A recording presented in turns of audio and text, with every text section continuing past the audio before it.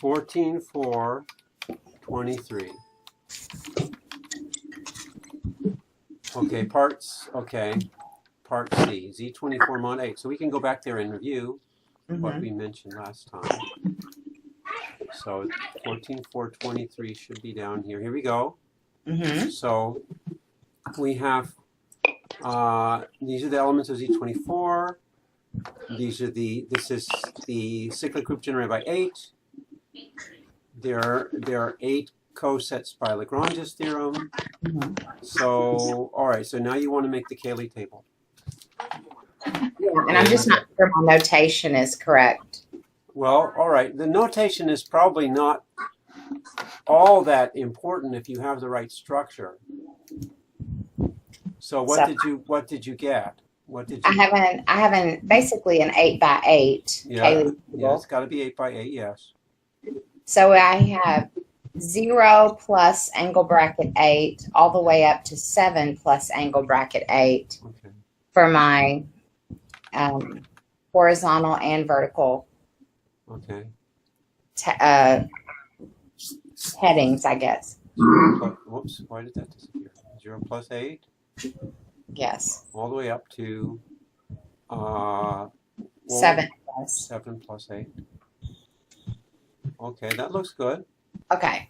And then here, same thing. Yes. Now, if you want to, when you have something like this and it has a lot of writing, you can abbreviate your own notation. You can make up a notation to save yourself some writing. Too late. All right. Well, I would suggest something like that. For instance, I would suggest something like, if you take the Cayley table, I think I need a thicker line here. As thick a line as I can get. Well, I think I know why it's thin, because I have 2 screens going. Where's my? Okay. So if we do the Cayley table, I should make this left-handed. Okay.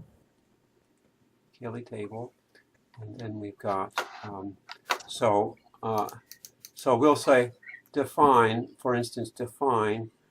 You can make up some symbol. For instance, I can say I could say A star as is equal to. Often define, you use 3 here. You could say A plus 8. Oh, I like that. All right, then you don't have to write the plus 8 everywhere. Okay. So maybe you can tell me what does your, so if I do this, then I can do, so here I just have 0 star up to 7 star here. So we'll just do a couple of these, 1 star, 2 star. And then here I have 0 star, 1 star, 2 star. All right, so let's take a particular example. What is 2 star plus 2 star?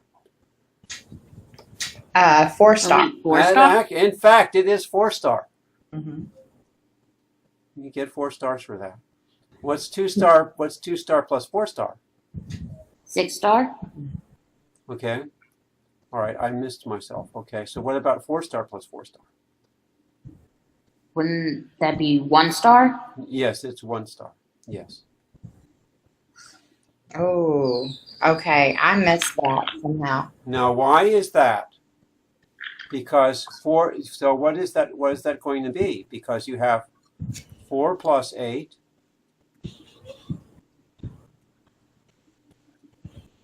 plus 4 plus 8. All right, now this is a good point. So I'll say 4 star plus 4 star is equal to 4 plus 8 plus. Now, in fact, you could write that as that's 9 plus, I'm sorry. Well, actually, is it 1 star? No, I guess maybe it's not. I have 0. I think you are right. Whew. So I think you're right. I think you are right because Oh, wait, wouldn't it be 0 star? it is 0 star, yes, because this is going to be, in fact, this is going to be 8 plus 8 plus 8 like this, Which is 0. which is 0.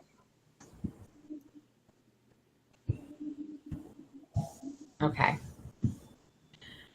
Oh, good. I was getting a little scared. Yes. Now, when you look at this, table, it should look familiar when you fill out the whole thing. It should look very familiar.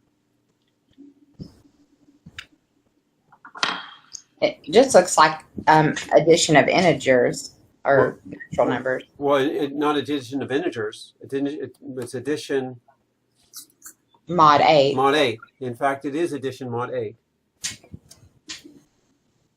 So think about what we did here. We took Z24.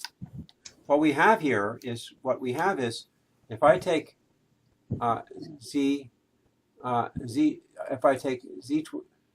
we have Z24 is actually equal to Z mod 24Z, right?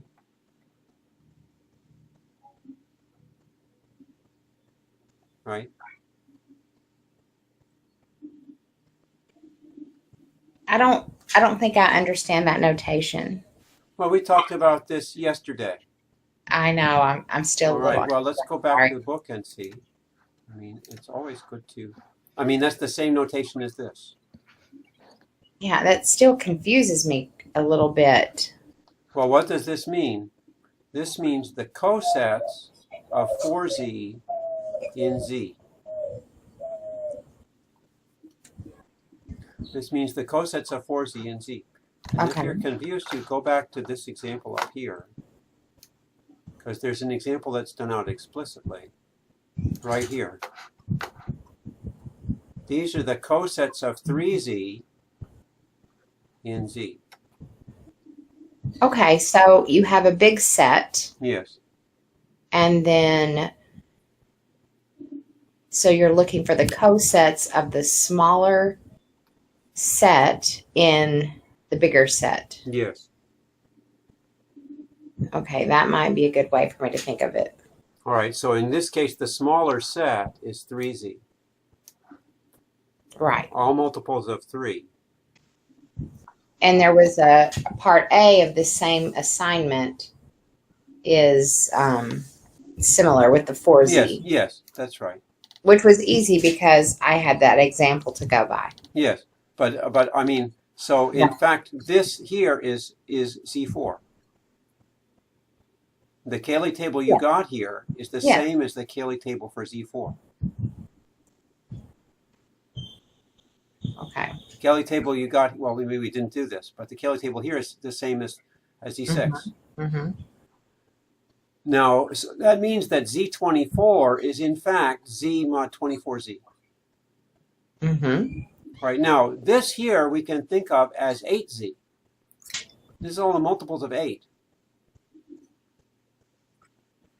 So all the multiples of 8 that are in Z mod 4. So I could write that as Z Yeah. mod 24Z mod 8Z. Something like that. Okay. Okay, I'm sorry, but I don't want to write it there. I want to write it here. If I take Z24 mod 8 is equal to Z mod 24Z.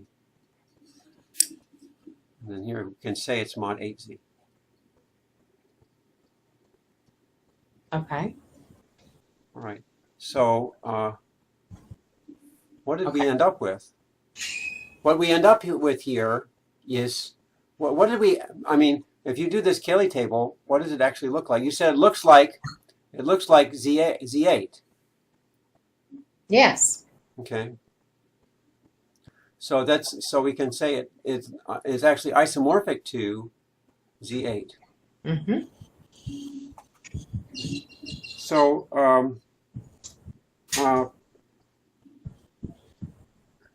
so this looks a little bit funny that you take Z and make out 24Z, and then go by 8z, and you get the same, thing as if this modding out by 24z doesn't do anything.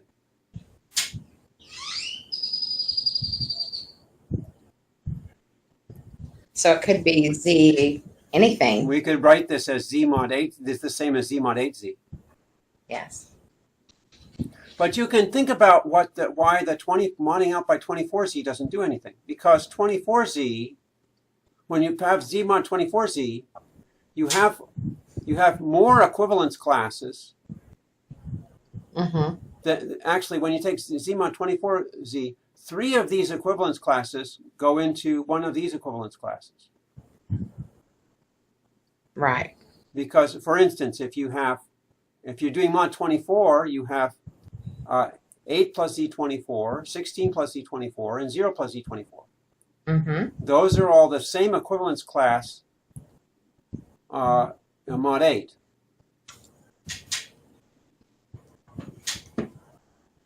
So basically, when you go from here to here, you're just combining equivalence classes.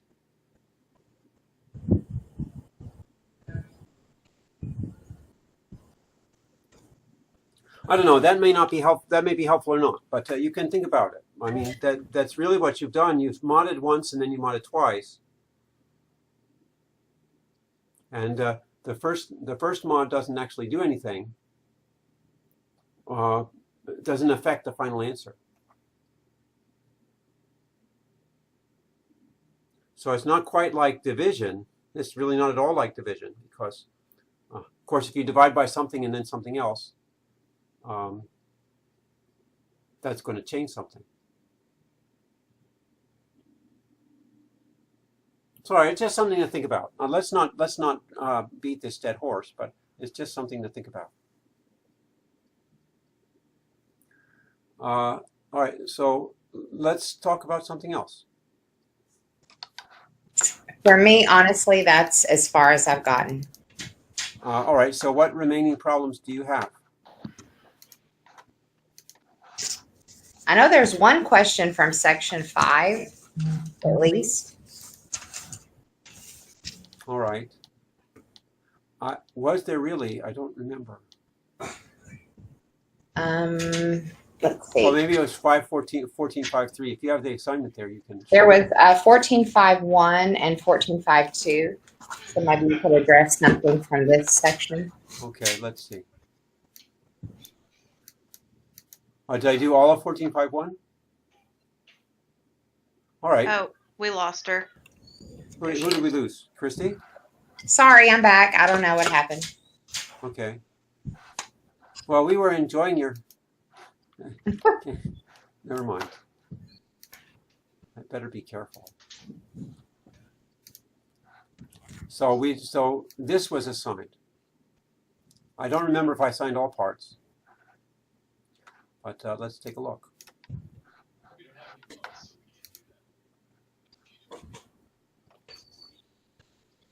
All right, so here it says, now simple.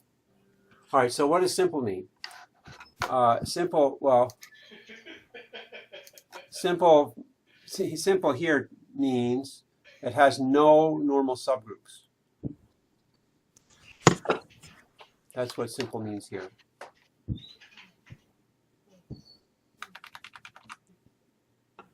Simple means no normal subgroups. Okay, sorry.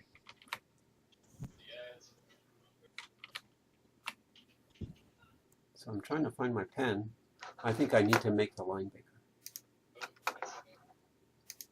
There we go.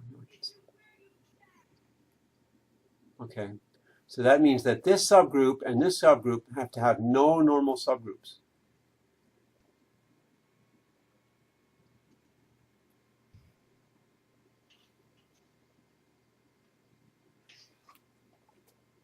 Now remember what D5 is. What's the geometrical meaning of D5?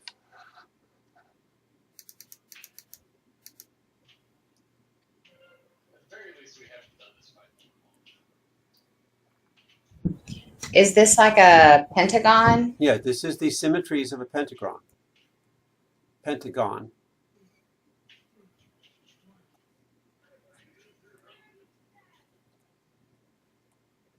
Symmetries of a pentagon. Now, what do we know about the symmetries of the pentagon?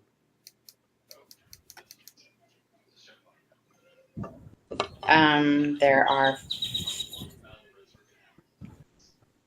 I guess, well, I mean, I guess we take 360 and divide it by 5, so we know all the angles. I don't know if that's what you're looking for. Well, all right, so what kind of elements does it have?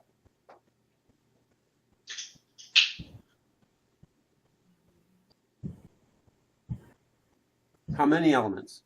5. No. No.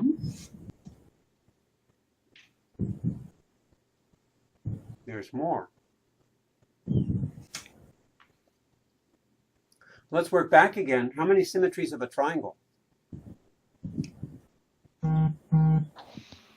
Depends on the triangle. It's equilateral. Very good. You caught me. Symmetries of an equilateral triangle. 3. No.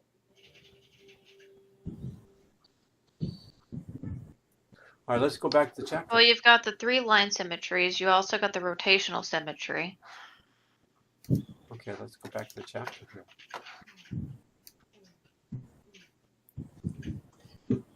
Oh, I didn't think about the line symmetries. I was just thinking about dihedral groups here. Okay, so let's see. So you have regular polygon, rotations, and reflections. Oh, I forgot about. The dihedral group, Dn, is a group of order 2n. And then even we have here, okay, so so maybe that jogs your memory a little bit. All right, so here's the, so here we have reflections for square. These are the lines of reflection here. I don't think we did this chapter. We did, but it was just a little bit. We just didn't do this section of it. Because I don't remember seeing that. I remember doing symmetries of some type. Yeah, I mean, yeah, we did some of these. Well, yes, but I don't remember seeing those questions. So I'm thinking there's 1 reflectional line of symmetry and 5 rotational symmetries, so that would be 6. All right, now look at the square here. What this square is saying is that if you flip around any one of these axes, it's a symmetry. Right. Right. If I twirl around this axis, it's a symmetry. Mm-hmm. Okay, if I twirl around this one, it's a symmetry. This one and this one. All right, here's one flip for a pentagon. You can flip around this axis and get the pentagon again. Is that the only one? No, you can do it from 2, 3, 4, and 5. Yes. Okay. So how many flips? 5. Okay, so there's 5 rotations and 5 flips. And that's Or- where the 2n comes from. That's where the 2n comes from. Okay. Okay. All right.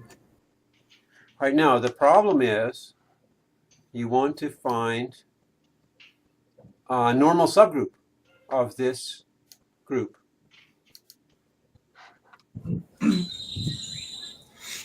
All right, you want to find a normal subgroup. Well, you'd probably be happy finding any subgroup. What's a subgroup of this?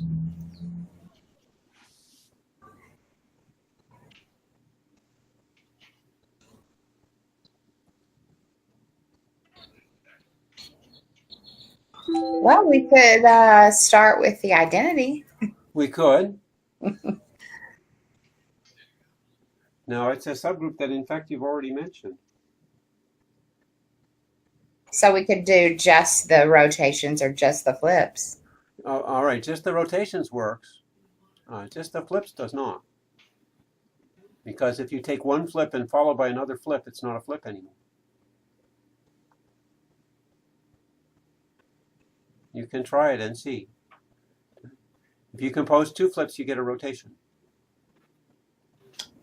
I had never thought of that before, but okay. You can do with a square. Mhm. Is okay. I can say R5, which is the rotations. Okay. So we have the order of D5 is 10. What's the order of R5? 5. All right. All right. So the question is this a normal subgroup?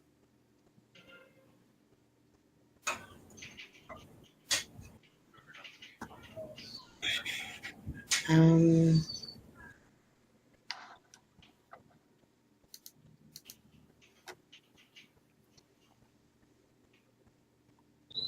I mean, there are different definitions of normal subgroup. One is that all right cosets are left cosets. And then there's a more complicated one that it says that if you take any element in the group and you multiply it on the left and right by an element in the subgroup, you get an element in the subgroup.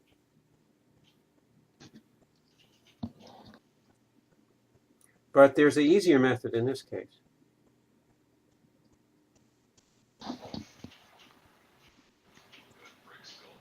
Have you proved normal subgroups before? What criteria have we used to determine if a subgroup is normal? let's see. Does it have to do with the GH inverse? That's one. But there are some exercises where you proved some subgroups were normal.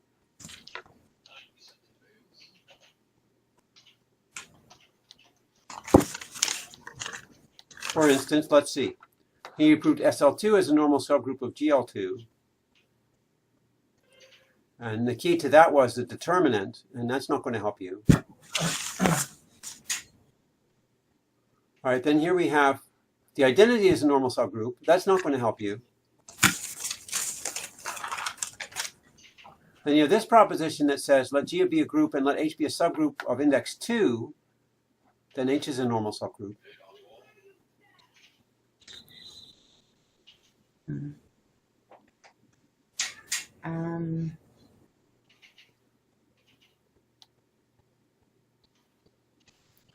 And then you have this one here.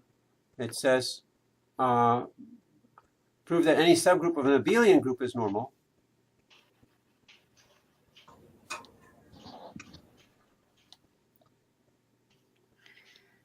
So if you could use one of those, that would be the easiest way. Well, I feel like we have an abelian subgroup. Well, that's not what it says. That's a good point that you made that. It's not what it says. It says, well, maybe it is. Okay, hang on a second. What it says is that if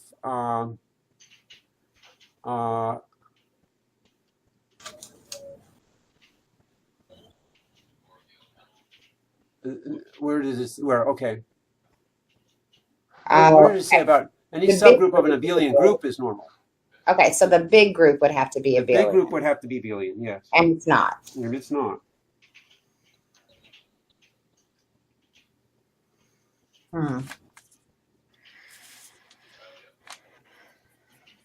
So how do we do this? Well, I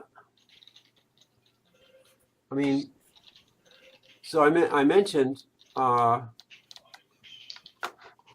of these. Right now, from the examples I mentioned, there is something that you can apply, but we can do it a different way.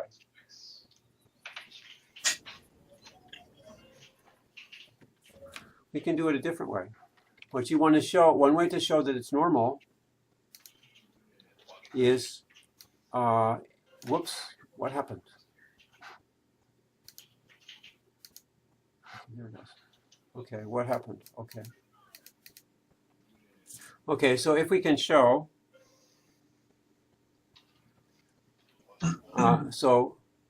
Okay. Okay, so let's say to prove.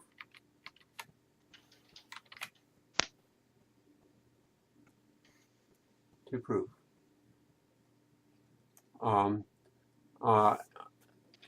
Given. Well, let's see. I want to prove that R5 is normal.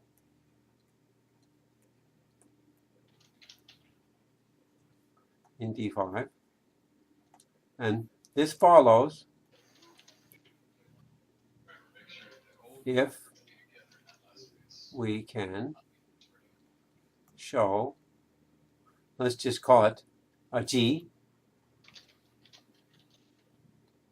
R5, G inverse is contained in R5 for any G in D5. Let me give you the citation there. That was one of these propositions here. Right. So here we have subgroup N is normal. So this is proposition. Sorry, it didn't copy very well, but that's what it says. Subgroup is normal if this is true. So I'm telling you, this is not the easy way, but it is a way. So since you're not telling me how to do it, I get to choose how to do it. Okay. All right, now. So what about the proof?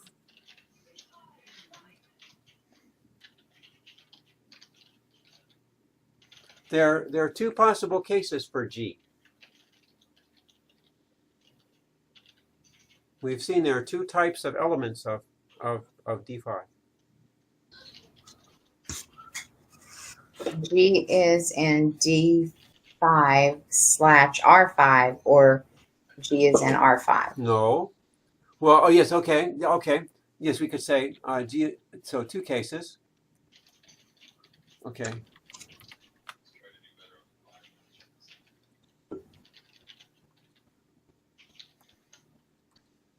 G is in, what did you say? Is in what? D5/R5. So D5 minus R5, basically. Okay, D5 minus R5. Or R5. G is in R5. Okay, well, let's do the second one first. Okay, so we'll do case B. Suppose given G is in R5, then what is this? What can I say about this? So G times some element of R5. I don't know what we want to call it, little r. Yes, okay. All right, so let's do it that way. Let's do it. Let's say we'll say GR, G inverse. All right, what about this? Yes. Forgetting our. All right, G is a rotation and R is a rotation.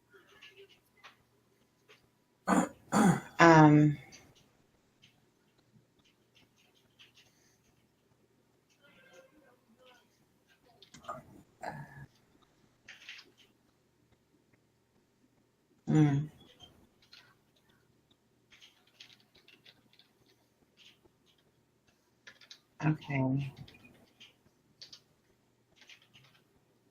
All right, what do we know about R5?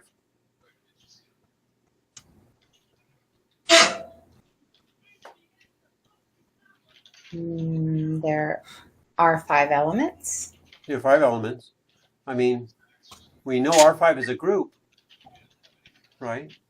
Mm-hmm. What are the group properties? Just Closure, identity, inverse. All right, good. Associative. Okay, good. So if I take a, so in fact, G is in R5, R is in R5, and G inverse is in R5. So all of that is in R5. So this result is in R5. Mm-hmm. And I can say by closure. Mm-hmm.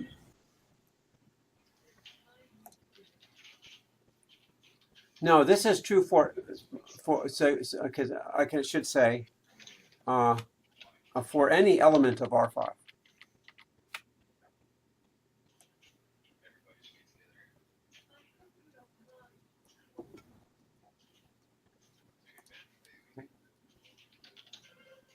All right, now that tells you something about G, R5, G inverse. What does that tell you?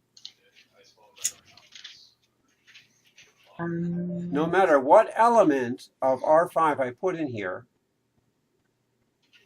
no matter for any element of R5 that I put in here, I get an element that's in R5.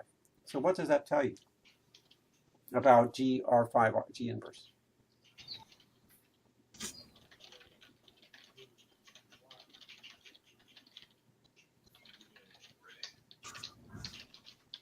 Isn't that the definition of a normal subgroup?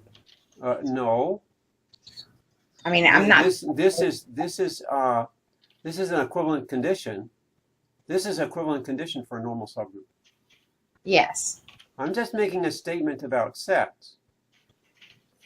I know that this element is always in R5. Mm-hmm. So what about this set?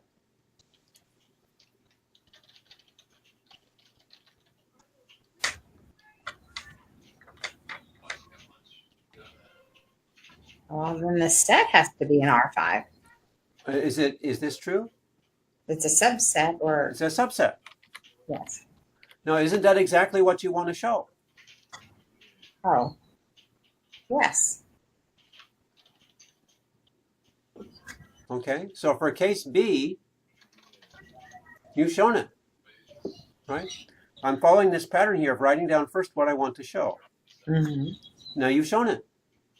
Okay. Okay, so this is for case B. Okay. All right, let's look at case A. Okay, we'll say, so G is in D5 minus R5. What does that mean that G is? There's two kinds of elements of D5. That means that G is a reflection. I mean, Reflection is fine. R was. G is a reflection. You can say reflection.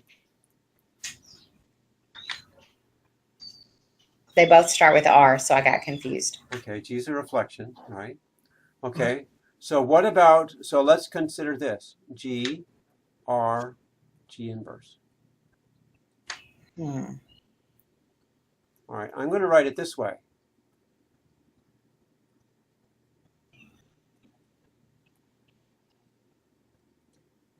Okay. What about GR?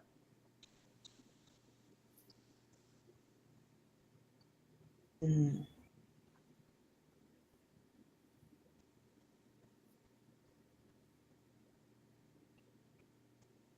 Is that a reflection or a rotation?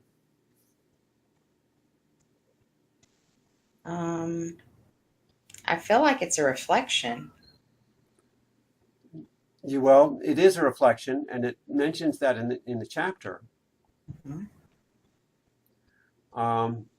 But it can't possibly be a rotation. Because if you flip something, rotations can't do any flip. Right. So this is equal to a reflection. Now, what about G inverse? Mm. Is that a reflection or a rotation? Rotation. All right, so if you take a flip, or reflection, if you take any reflection, what's its inverse? Another reflection. Another reflection. So G inverse is not a rotation. G inverse is also a reflection.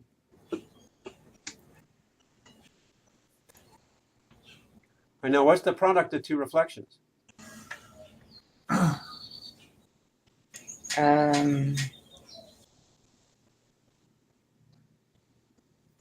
Well, I mentioned this a little while ago. I still feel like it's a reflection. Well, look at the square. One way of thinking about this is that if you take a piece of paper, if you take a square piece of paper, then a reflection is always going to turn the top side to the bottom. Mm-hmm.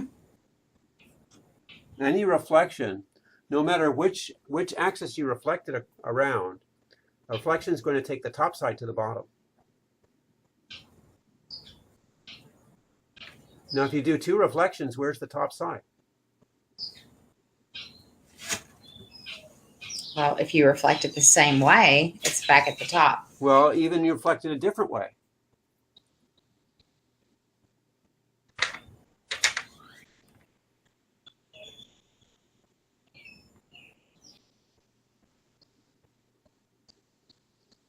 Even I reflect around a different axis.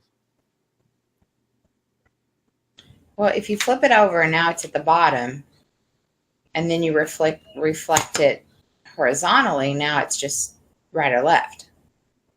I want the if you take a piece of paper and you write I don't know, write top on the top. Mm-hmm. Okay. When you reflect it once, is the top facing up or is it facing down? If you reflect it vertically, it's down. All right. So I mean, I'm putting the piece of paper flat on the table, Mm-hmm. and then I reflect it. After I reflect it, then the word top is facing down. Oh, I see what you're saying. Yes. Now, suppose I reflect it again about any axis. What happened? It's going to be facing up. And the face is up. It may be a different direction, but it's facing up.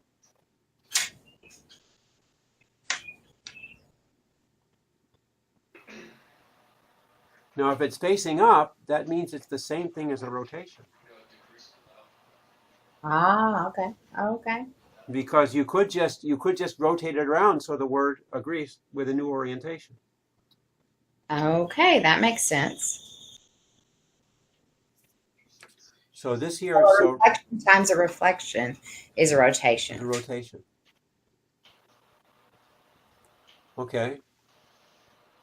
So that means which is an element of R5. So what does that tell us?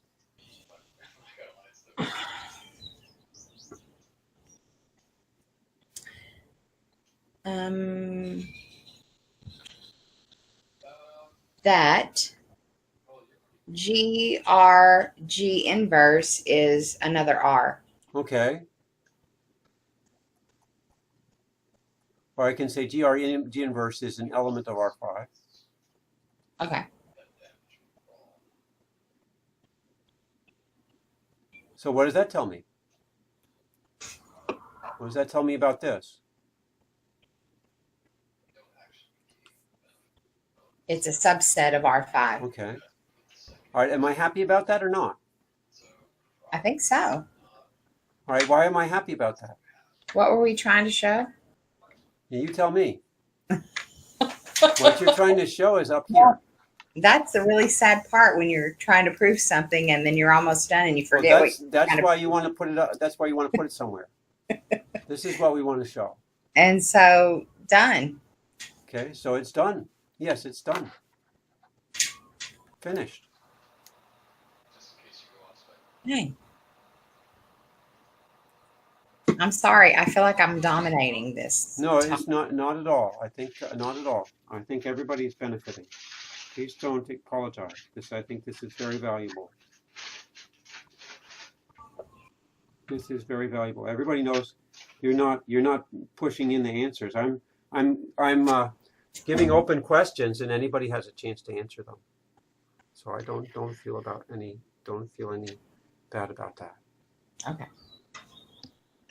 I'm actually struggling with 1452. Okay. All right. So let's go back to that.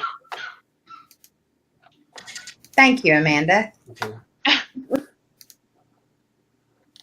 1452. And it says not simple, so it's not a simple problem. Okay. All right, let's see. All right, so here's a hint. Let me see what the hint says. Well, all right. Well, before we look at the hint, let's think about this. Sn is not simple. All right. So now, not simple can mean a couple of things. One is that the left cosets. So first of all, is S3 simple? Yes. Okay, so S3, well, in fact, it can't be because the problem says it's not simple for n bigger than or equal to 3.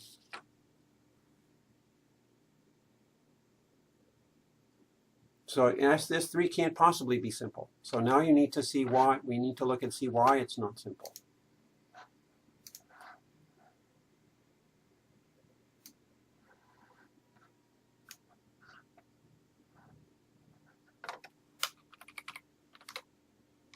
Okay, so let's consider S3.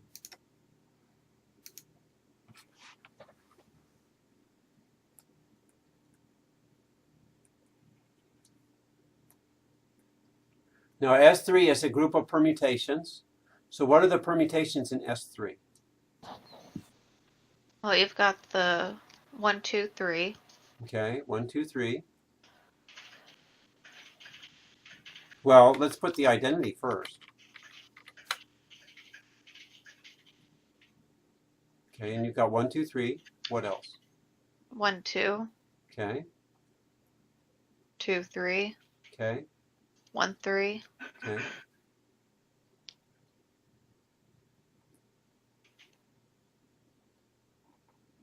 I'm missing one. All right, so in fact, S3 is the symmetry group of a triangle.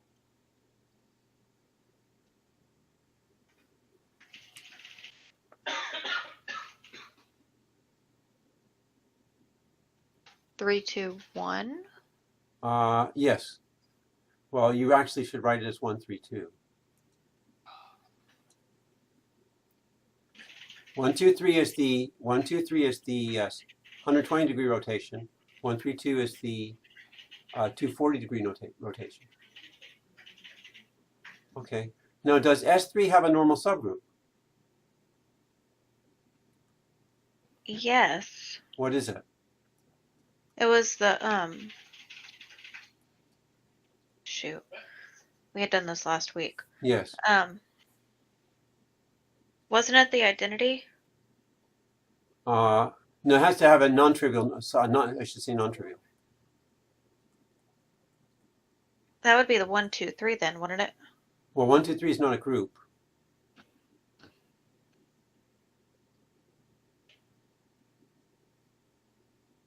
Oh, a normal subgroup. Yes. Well, let's look back and see. Did we talk about? Here's normal subgroups. And here's S3. Okay, so let's see. All right. So here's a normal subgroup. 1, 1, 2, 3, and 1, 3, 2 is normal. So S3 has a normal subgroup. It's got 3.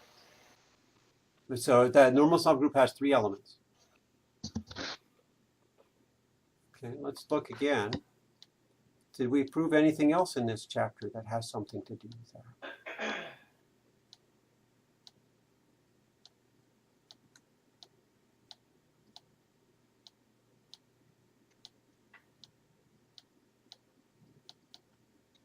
Let's see.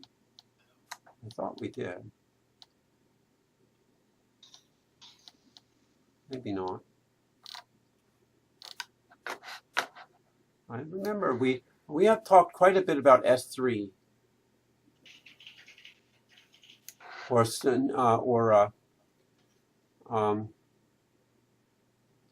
we talked quite a bit about permutation. So we did talk something about.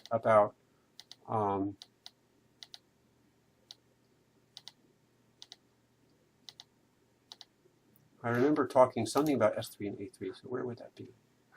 How come it's skipping? It looks like it's skipping. Okay, let's go back here.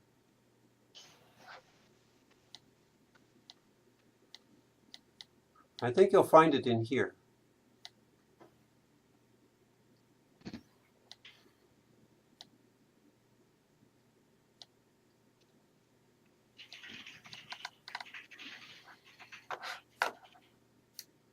Now here we're talking about left cosets and right cosets.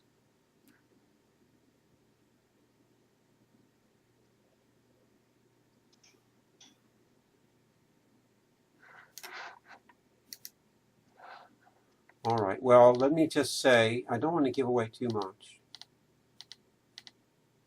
I'm trying to think of where we talked about. No, this doesn't talk about it. There is an exercise I remember. All right, but there is. Let me just say that there's a fact in this section here, normal subgroups, that makes this exercise very easy, and it's also the same thing that I could have used up here. So look at this section and see if you can find what it is. There's something in this section that makes this exercise very easy. All you need to do in this, is, so this here the answer is yes. So the question is, you need to show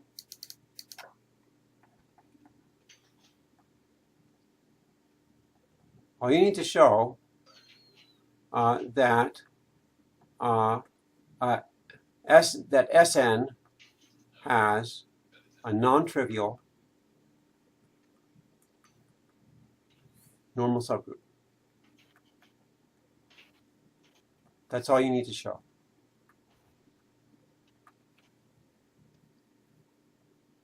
So I'll just say use a fact from, I'll give you the section, 14.4.1.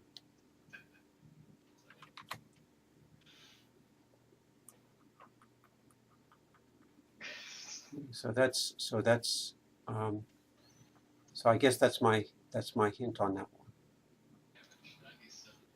It's there. Just see if you can find it. Okay.